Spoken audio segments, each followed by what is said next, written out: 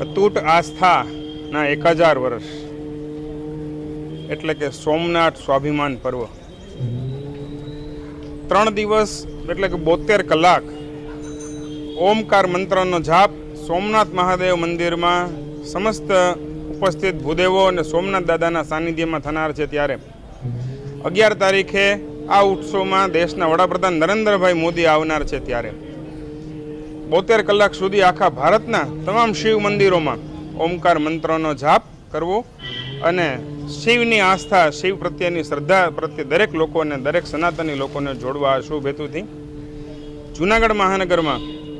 સવારના ગિરનાર ગિરિવર તટમાં બિરાજમાન ભવનાથ મહાદેવના સાનિધ્યમાંથી આ 72 કલાકના મહા ઓમકાર મંત્રની જાપની શરૂઆત કરેલ। ત્યારબાદ જોશીપરામાં આવેલ સિદ્ધેશ્વર મહાદેવ મંદિરના પ્રાંગણમાં પણ આ 72 કલાકના અખંડ ઓમકાર મંત્રનો જાપનું પ્રારંભ તેમજ તદુપરાંત ગામની મધ્ય બિરાજનાર જૂનાગઢનો નાથ જય ભૂતનાથ મહાદેવ મંદિરમાં પણ આ 72 કલાકના મંત્રનો જાપનું આયોજન તેમજ દોલતપરામાં શાંતેશ્વર મંદિર, શાંતેશ્વર મહાદેવ મંદિર, આ 4 જગ્યાએ ઓમકાર મંત્રનો જાપ કરી આ ઓમકાર મંત્રના જાપ સાથે 1000 વર્ષ પહેલાં મોહમ્મદ ગઝનીએ જે મંદિર ઉપર આક્રાંતાઓ તોડી નાખ્યું હતું ને 1000 વર્ષ પછી પણ